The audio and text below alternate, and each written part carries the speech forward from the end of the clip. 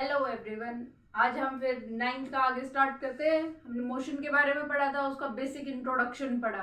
Motion क्या होता है, उसके टाइप्स क्या होते हैं, डिस्टेंस, डिस्प्लेसमेंट, उनकी SI units, scalar, vector, speed, velocity. हमने स्पीड वेलोसिटी के डिफरेंसेस भी बता दिए थे कि क्या क्या डिफरेंस होते हैं स्पीड और वेलोसिटी में। स्पीड और वेलोसिटी क्या डिफरेंस होता है इनमें।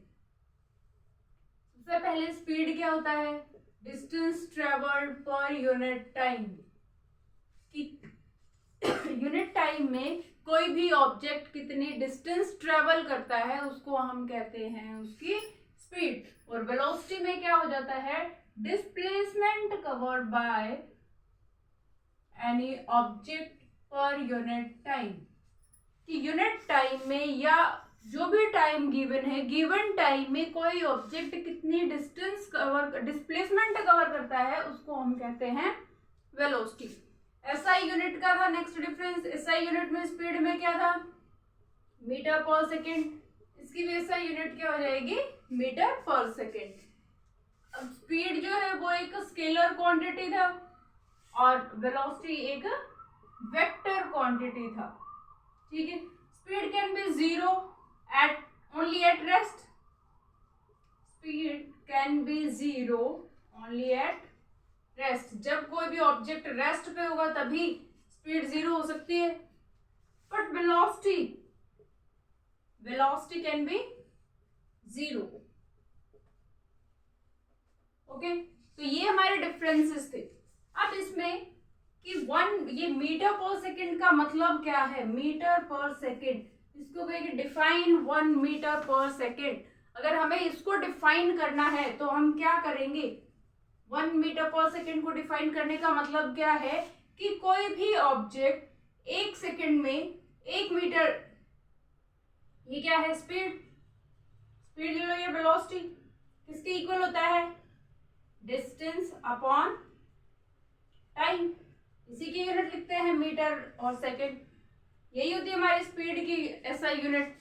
तो ये 1 कब होगा, ये 1 कंप्लीट कब होगा, जब ये भी 1 और ये भी 1 होगा, तभी तो हमारी स्पीड कितनी आएगी, 1 मीटर पर सेकेंड। मतलब जब 1 सेकेंड में कोई ऑब्जेक्ट 1 मीटर डिस्टेंस कवर कर रहा है तो उसकी स्पीड को हम क्या बोल सकते हैं, 1 metre per second. When an object cover 1 metre distance in 1 second, कि 1 सेकेंड में कोई ऑब्जेक्ट अगर 1 मीटर डिस्टेंस कवर कर रहा है तो उसको हम बोल सकते हैं 1 मीटर पर सेकेंड। अब ये तो हमारी स्मॉल यूनिट हो जाती है। इसके साथ ही जो हम पढ़ते हैं किलोमीटर पर आवर, ये पढ़ते हैं। अब इसका मतलब क्या होता है किलोमीटर पर आवर का, कि 1 आवर में अगर कोई ऑब्जेक्ट 1 किलोमीटर डिस्टेंस कवर कर रहा है तो उसको हम बोल सकते हैं 1 किलोमीटर पर आवर। ठीक है ना। 1 किलोमीटर पर आवर का मतलब क्या हुआ कि 1 घंटे में 1 किलोमीटर चल रहा है वो ऑब्जेक्ट। अगर हमारा स्पीड दी होती है 60 किलोमीटर पर आवर का मतलब क्या है कि अगर वो 60 की स्पीड पे चलता है तो 1 आवर में वो कितने डिस्टेंस कवर करेगा, 60 किलोमीटर। तो इसीलिए बोला जाता है 60 किलोमीटर पर आवर वो स्पीड गिवन होती है। ठीक है, 60 की स्पीड पे चल रहा है, 80 की स्पीड पे चल रहा है, उसका मतलब यही होता है कि अगर वो कॉन्स्टेंटली उसी स्पीड पे चलता है तो 1 आवर में वो कितने डिस्टेंस कवर कर देगा। ठीक है, ओके, नोट करो एक बार इसको।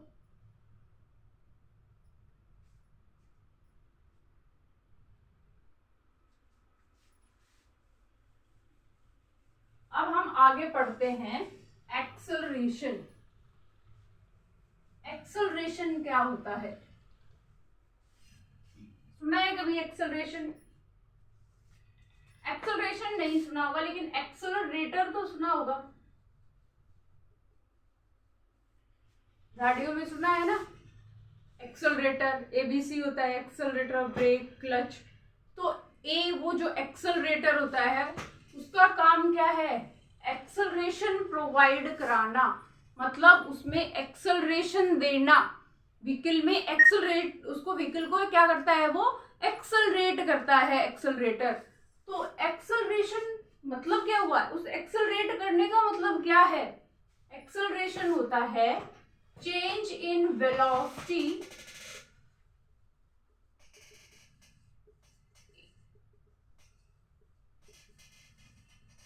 इन गिवन टाइम, कि कितने टाइम में कितनी वेलोसिटी चेंज हो रही है, उसको हम बोलते हैं एक्सेलरेशन।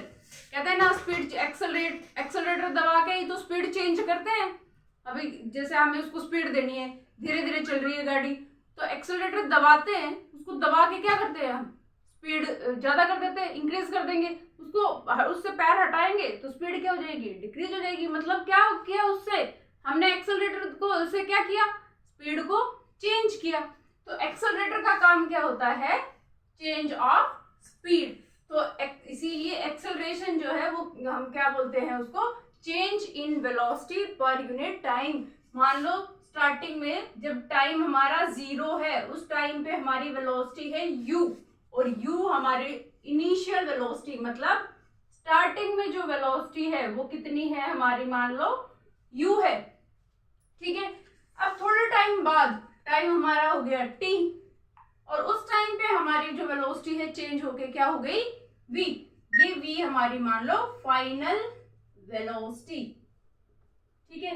क्या है ये, फाइनल वेलोसिटी। इनिशियल जो हमारी स्टार्टिंग में वेलोसिटी है, और ये v हमारी फाइनल वेलोसिटी है। तो चेंज कितना हुआ, मान लो हमारे पास स्टार्टिंग में 5 है, 5 से बढ़ के 10 हो गई, कम भी हो सकती है, जरूरी थोड़ी बढ़ेगी। मान लो हमने इंक्रीज करके कर ली, ठीक है, तो 5 से 10 हो गई, तो चेंज कितना हुआ, 10 - 5 करेंगे ना, फाइनल माइनस इनिशियल। ऐसे ही एक्सेलरेशन को भी हम क्या करेंगे, final velocity minus initial velocity, ये क्या हो गया, चेंज अपॉन टाइम। टाइम का भी ये भी चेंज होता है, कितना टाइम लिया, t से 0 से t तक। मान लो ये 1 सेकेंड पे था, ये 5 सेकेंड पे है, तो चेंज कितने सेकेंड का, टाइम का चेंज कितना हुआ, 4 सेकेंड का हुआ ना, 5 - 1। तो ऐसे यहाँ पे 0 है और यहाँ पे t, तो t - 0 हुआ, चेंज कितना हो गया, t - 0, या इसको हम t भी लिख सकते हैं। तो फाइनल वेलोसिटी हमारी क्या है, v, इनिशियल वेलोसिटी हमारी क्या है, u, और टाइम कितना है, t। तो यहाँ से एक्सेलरेशन हमारा क्या आ गया, a आ गया, v - u अपॉन t। ये है हमारा एक्सेलरेशन का फॉर्मूला, जो बहुत काम आएगा हमें आगे, ठीक है। तो ये फॉर्मूला याद रखना है। अब हम इसकी एसआई यूनिट की बात करते हैं। एसआई यूनिट, जब हमें इसका फॉर्मूला पता चल गया तो हम इसकी एसआई यूनिट इजीली लिख सकते हैं। ऊपर क्या है, वेलोसिटी, वेलोसिटी की एसआई यूनिट हमने अभी पीछे पढ़ी है, metre per second upon time. Time की फिर क्या होगी, सेकेंड, ये सेकेंड नीचे ही है, मीटर अपॉन सेकेंड है ना। स्पीड में जो स्पीड वेलोसिटी में जो हमने निकाली तो क्या होगी, मीटर पर सेकेंड, और टाइम की फिर से सेकेंड, तो ऐसा यूनिट क्या हो गई, मीटर पर सेकेंड स्क्वायर। ऐसा यूनिट क्या हो जाएगी, मीटर पर सेकेंड स्क्वायर। याद रखनी है, बहुत इंपॉर्टेंट है, इसमें बहुत गलती करते हैं। इसको हम ऐसे भी लिख सकते हैं, मीटर सेकेंड -2, ठीक है। सेकेंड ऊपर स्क्वायर ऊपर जाएगा तो क्या हो जाएगा, -2, तो इसको ऐसे भी लिख सकते हैं हम। ये हो गई हमारी एक्सेलरेशन की डेफिनेशन और इसकी एसआई यूनिट। अब बात करते हैं कि ये स्केलर है या वेक्टर है। तो ये एक वेक्टर क्वांटिटी है। वेक्टर क्वांटिटी क्यों है, क्योंकि इसमें डायरेक्शन जरूरी है कि एक्सेलरेशन किस डायरेक्शन में है, ठीक है। अब एक और बात ये तो है कि अगर वेलोसिटी इंक्रीज हो रही है तो ऐसा भी तो हो सकता है कि पहले तेज चल रही हो और हमने एक्सेलरेटर से पैर उठाया और स्पीड डिक्रीज हो गई, है ना। तो इनिशियल वेलोसिटी हमारी ज्यादा हो और फाइनल वेलोसिटी हमारी कम हो।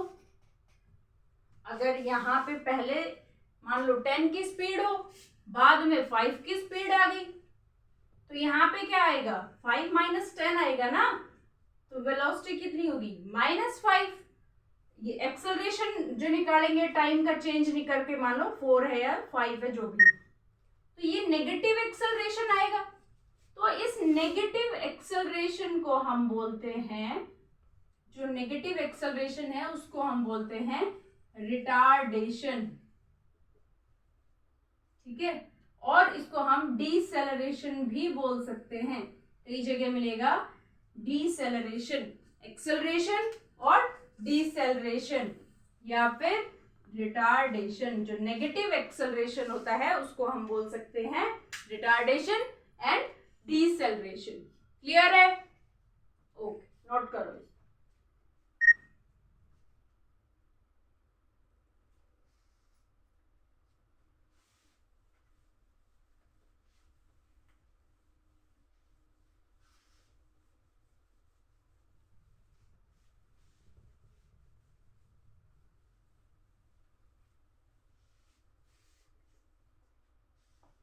अच्छा, अब एक बात है, हमने लिखा कि a is equal to v minus u upon t, ये लिखा हमने एक्सेलरेशन का फॉर्मूला। अब बात ये भी तो हो सकती है कि हम कांस्टेंट स्पीड से चल रहे हो, जो हमारी वेलोसिटी है वो चेंज ही नहीं हो रही हो।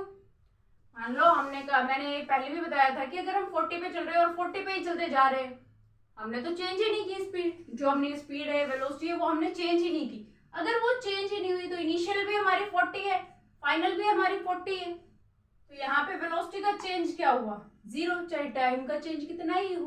मान लो यहाँ 10 सेकेंड, यहाँ 20 सेकेंड 10 हो तो भी कोई फर्क नहीं पड़ता। अगर वेलोसिटी में चेंज ही नहीं है तो एक्सेलरेशन क्या होगा 0। when an object moves with constant velocity, then acceleration becomes 0। तो वहां पे एक्सेलरेशन क्या हो जाता है 0 हो जाता है।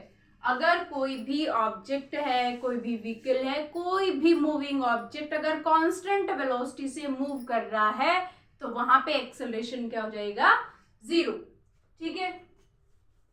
अब एक्सेलरेशन में भी जैसे हमने वेलोसिटी में टाइप्स पढ़ी थी वैसे ही यूनिफॉर्म एक्सेलरेशन,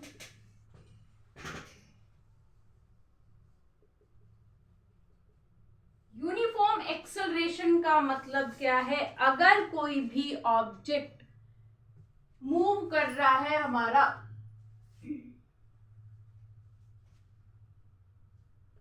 जिसमें मतलब वेलोसिटी में चेंजेस जो है 0, 5, ये मान लो टाइम है, ये हमारा टाइम, ठीक है, 0, 5, 10, 15, 20 सेकेंड, ठीक। और हर एक में वेलोसिटी का चेंज यूनिफॉर्म होना चाहिए, सेम होना चाहिए। हर एक में वेलोसिटी का चेंज मतलब 0 पे किस स्पीड से स्टार्ट किया 5 पे पहुंचा, 5 से 10 पे पहुंचा, 10 से 15 पे पहुंचा, स्पीड जो इंक्रीज हो रही है। मान लो यहाँ से 0 से 10 की स्पीड हो गई, 10 से जो स्पीड है यहाँ पे चेंज कितना हुआ है वेलोसिटी का 10 माइनस 0 10 का, तो यहाँ पे भी कितनी हो जानी चाहिए 20, 30, 40। मतलब हर एक इक्वल टाइम इंटरवल में वेलोसिटी का चेंज जो है वो भी इक्वल होगा, तो एक्सेलरेशन क्या होगा यूनिफॉर्म, ठीक है। यहाँ अगर हम चेंज देखते हैं वेलोसिटी का कितना है 10, यहाँ वेलोसिटी का चेंज देखते हैं इनिशियल मान लो 20 है, फाइनल क्या है 30, यहाँ भी चेंज कितना है 10, यहाँ देखेंगे तो भी 10, टाइम इंटरवल यहाँ 5, यहाँ भी 5, यहाँ भी 5, यहाँ भी 5।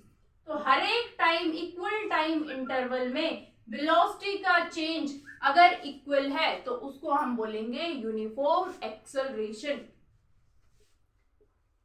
When change in velocity is equal in equal interval of time,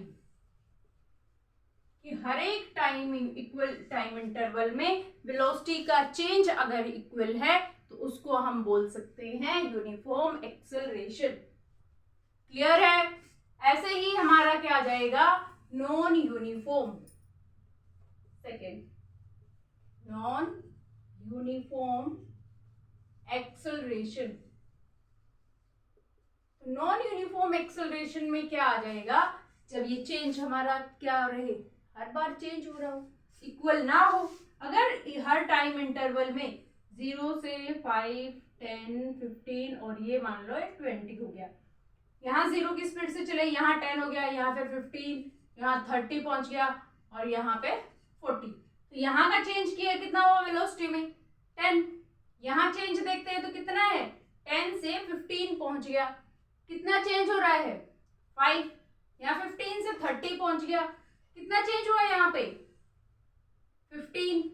यहाँ कितना चेंज हुआ 10, हर बार चेंज हो रहा है। और टाइम इंटरवल हर जगह इक्वल लिया है हमने, तो इक्वल टाइम इंटरवल में अगर वेलोसिटी में चेंज अनइक्वल है तो उसको हम क्या बोलेंगे, non uniform acceleration.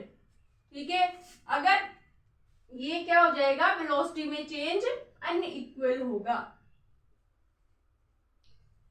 when change in velocity is unequal in equal interval of time, वो हो गया हमारा नॉन यूनिफॉर्म एक्सेलरेशन।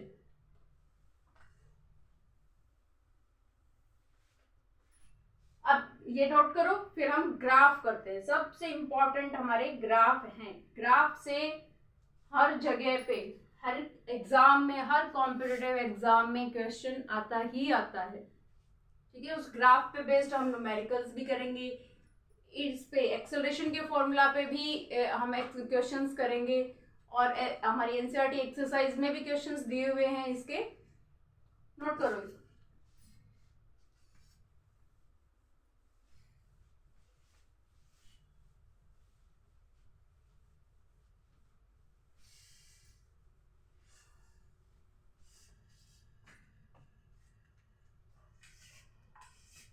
सबसे पहले है हमारा डिस्प्लेसमेंट टाइम ग्राफ।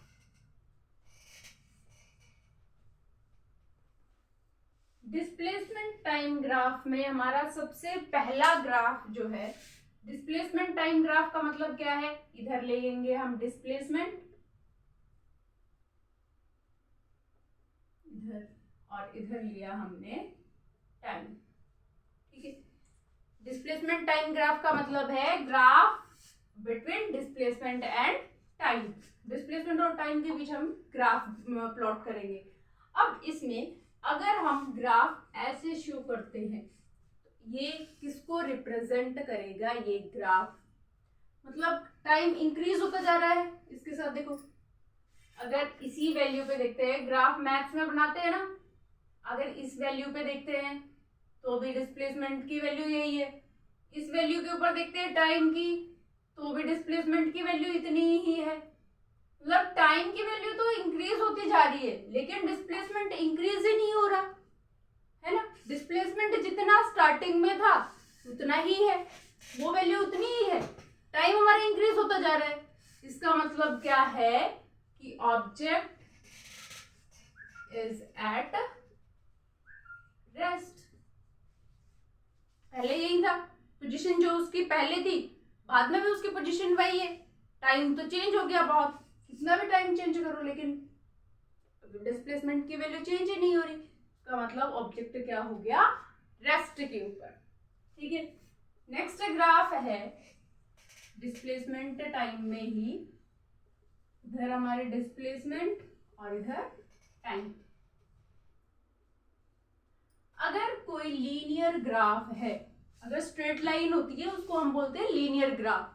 तो इस स्ट्रेट लाइन का मतलब क्या है कि जितनी डिस्प्लेसमेंट, देखो अब यहाँ से कैलकुलेट करके देखते हैं, यहाँ टाइम की वैल्यू के साथ डिस्प्लेसमेंट की इतनी वैल्यू है, यहाँ टाइम की वैल्यू इंक्रीज करी इतनी वो पहुंच गई, इस पर डिस्प्लेसमेंट की वैल्यू कितनी हो गई, ये भी इंक्रीज हुई। जैसे जैसे हम टाइम की वैल्यू इंक्रीज करते जा रहे हैं, डिस्प्लेसमेंट की वैल्यू भी क्या होती जा रही है, इंक्रीज होती जा रही है। इसका मतलब क्या है, जितनी डिस्प्लेसमेंट बढ़ेगी उतनी टाइम बढ़ता जाएगा। मतलब यहाँ पे क्या है, यूनिफॉर्म वेलोसिटी को रिप्रेजेंट करता है ये ग्राफ। ये ग्राफ किसको रिप्रेजेंट करेगा, यूनिफॉर्म वेलोसिटी को। कितना टाइम चेंज हो रहा है, इक्वल टाइम इंटरवल के साथ इक्वल डिस्प्लेसमेंट हो रही है, तो उसको हम बोलते हैं यूनिफॉर्म वेलोसिटी। तो ये ग्राफ रिप्रेजेंट करेगा यूनिफॉर्म वेलोसिटी को। क्लियर है? नेक्स्ट,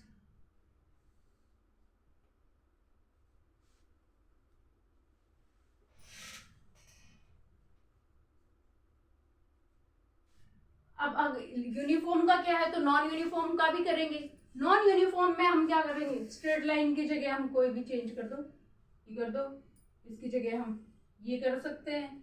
कोई भी जो है स्ट्रेट लाइन को छोड़ के कोई भी कर्व्ड लाइन दिखा दो, वो क्या हो जाएगा, नॉन यूनिफॉर्म वेलोसिटी को रिप्रेजेंट करेगा वो ग्राफ। क्योंकि टाइम इंटरवल अलग अलग होगा हर बार, और डिस्प्लेसमेंट में चेंज भी, कहीं पे एकदम से ज्यादा इंक्रीज हो रही है, कहीं पे डिक्रीज हो रही है, कहीं पे वो कांस्टेंट हो रही है, तो वो क्या हो जाता है, वो किसको रिप्रेजेंट करेगा, वो रिप्रेजेंट करेगा नॉन यूनिफॉर्म वेलोसिटी को। ठीक है, अब कांस्टेंट वेलोसिटी, ये तो क्या हो गया हमारा constant, uniform velocity. Constant uniform velocity का मतलब क्या है, कांस्टेंट वेलोसिटी। ठीक है, और नॉन यूनिफॉर्म यहाँ वेरिएबल। वेरिएबल वेलोसिटी मतलब जो वेलोसिटी चेंज होती है। ठीक है, वेरिएबल वेलोसिटी और कांस्टेंट वेलोसिटी। अब एक वर्ड है जो बहुत यूज होता है, स्लोप। Slope of graph. अब जब भी हम ग्राफ ड्रॉ करते हैं, कोई भी ग्राफ हो, उसकी स्लोप निकालते हैं, और स्लोप जो होती है किसी भी ग्राफ की, वो इक्वल होती है tan थीटा के इक्वल। ये अब साइन कॉस टेन 9th में आता नहीं है मैथ्स में, वो जाके आता है 10th में। तो हमें सिर्फ एक सिंपल सा फॉर्मूला याद रखना है tan थीटा का। tan थीटा जो है वो ट्रायंगल में जब हम लगाते हैं ये रूल, तो वो होता है परपेंडिकुलर अपॉन बेस।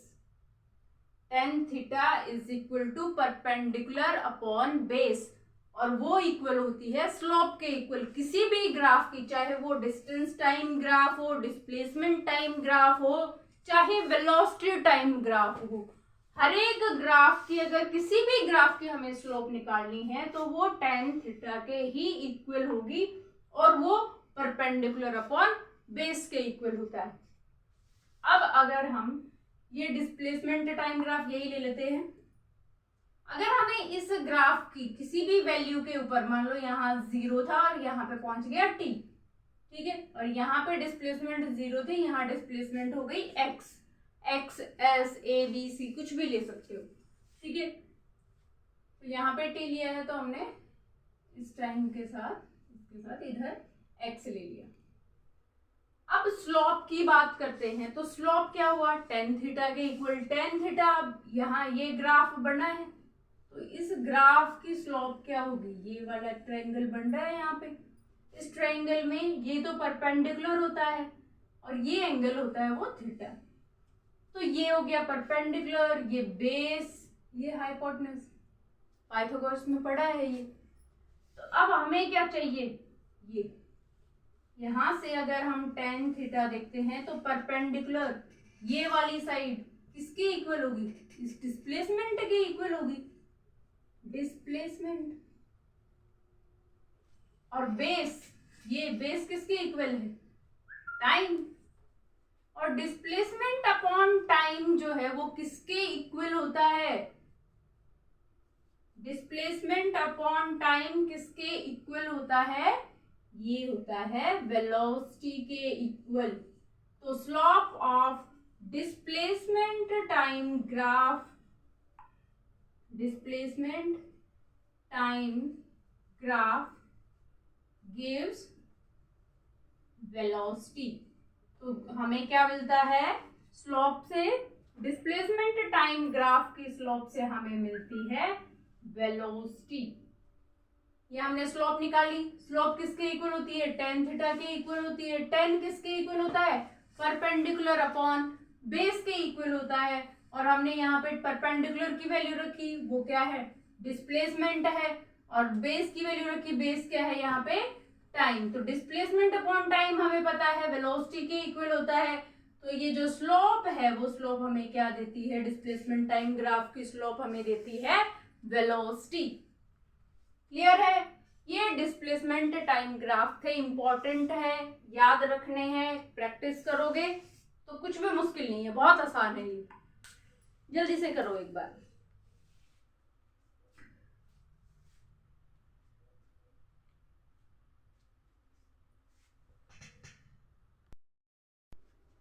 नेक्स्ट है वेलोसिटी टाइम ग्राफ। बिल्कुल सिंपल, जैसे हमने डिस्प्लेसमेंट टाइम ग्राफ में किए हैं वही सारी चीजें हमें वेलोसिटी टाइम ग्राफ में करनी है। क्या है, सबसे फर्स्ट वेलोसिटी टाइम ग्राफ का मतलब graph between velocity and time, velocity and time, ठीक है। अगर हमारी वेलोसिटी वही सेम ग्राफ लेके चलते जाओ, वेलोसिटी चेंज नहीं हो रही, वेलोसिटी की वैल्यू कांस्टेंट है, कांस्टेंट अगर वेलोसिटी से ऑब्जेक्ट मूव कर रहा है तो मतलब वेलोसिटी चेंज नहीं हो रही, तो acceleration zero. This graph represent zero acceleration, क्या रिप्रेजेंट करता है, जीरो एक्सेलरेशन को रिप्रेजेंट करता है, जीरो एक्सेलरेशन, या फिर हम इसको बोल सकते हैं कांस्टेंट वेलोसिटी, क्योंकि वेलोसिटी इसमें क्या रहती है, कांस्टेंट होती है, कांस्टेंट होगी तभी तो एक्सेलरेशन जीरो होगा, ठीक है। नेक्स्ट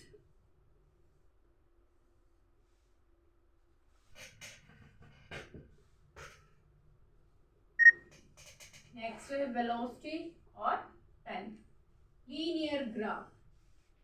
लीनियर ग्राफ होगा मतलब लीनियरली वेलोसिटी हर टाइम इंटरवल के साथ इक्वली इंक्रीज होती जा रही है, इसका मतलब है यहाँ पे यूनिफॉर्म एक्सेलरेशन। हमने पढ़ा था हर टाइम इंटरवल में वेलोसिटी में चेंज अगर इक्वल होता है उसको हम क्या कहते हैं, यूनिफॉर्म एक्सेलरेशन। हो जाएगा कांस्टेंट वेलोसिटी का जीरो एक्सेलरेशन, ये हो गया यूनिफॉर्म एक्सेलरेशन, स्ट्रेट लाइन। अब यूनिफॉर्म का किया है तो नॉन यूनिफॉर्म कर सकते हो, नॉन यूनिफॉर्म में कर दो, ये वेलोसिटी में चेंज हर बार अलग अलग होगा। यहाँ देखो वेलोसिटी बहुत कम चेंज हो रही है, यहाँ एकदम से इंक्रीज हो रही है, यहाँ भी एकदम से इंक्रीज हो रही है, तो अलग अलग वैल्यू के साथ चेंज हो रही है, तो यहाँ पे क्या है, ये नॉन यूनिफॉर्म एक्सेलरेशन। ग्राफ सारे सेम रहेंगे लेकिन मीनिंग चेंज हो जाता है, यहाँ पे वेलोसिटी लिखते ही, यहाँ अगर डिस्प्लेसमेंट होता तो ये क्या हो जाता, नॉन यूनिफॉर्म वेलोसिटी हो जाती है, लेकिन यहाँ पे अगर वेलोसिटी यहाँ आ गई तो यहाँ एक्सेलरेशन आ जाएगा।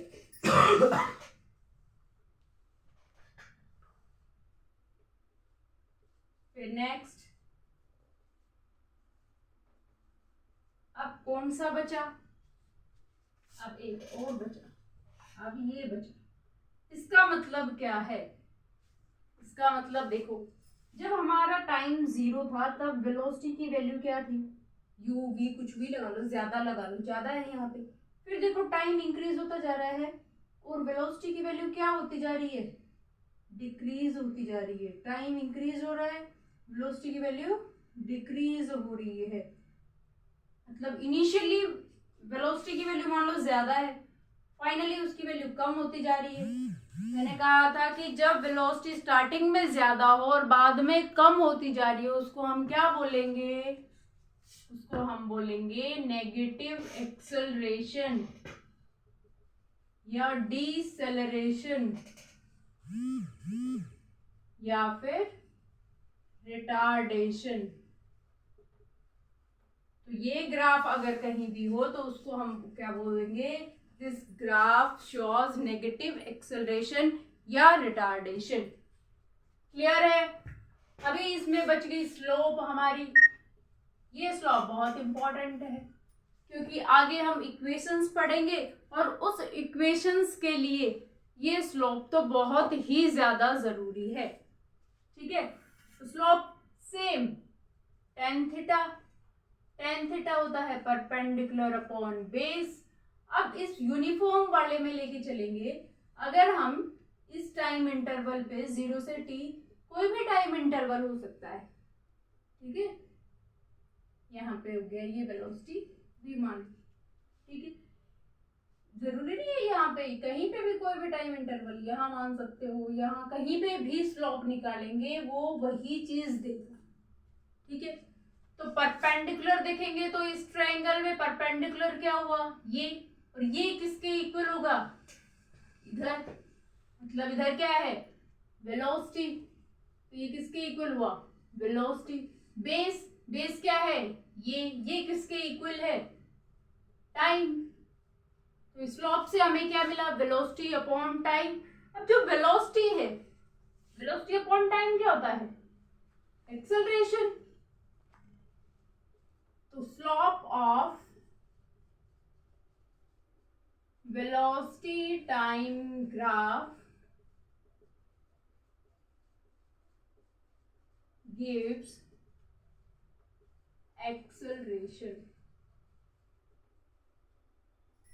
ये क्या देगा, वेलोसिटी टाइम ग्राफ जो है वो हमें देता है, उसकी स्लोप हमें एक्सेलरेशन देती है। और ये बहुत इंपॉर्टेंट है, बहुत यूज भी होगा। ग्राफ के जो क्वेश्चंस होते हैं वो भी करेंगे, उसमें भी यूज होते हैं ये स्लोप निकालने। ठीक है, तो ये ध्यान से अच्छे से पढ़ना है, नोट करो जल्दी।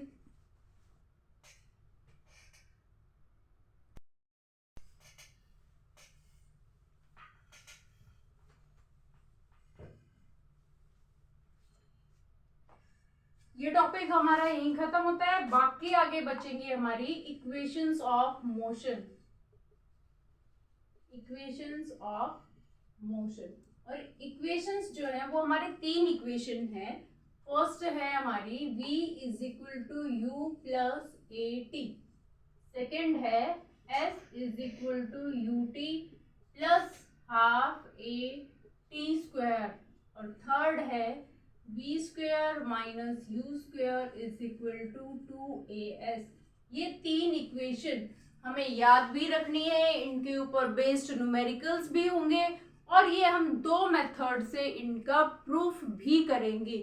तो वो हम करेंगे नेक्स्ट वीडियो में, इनके प्रूफ और फिर न्यूमेरिकल्स। तब तक के लिए बाय।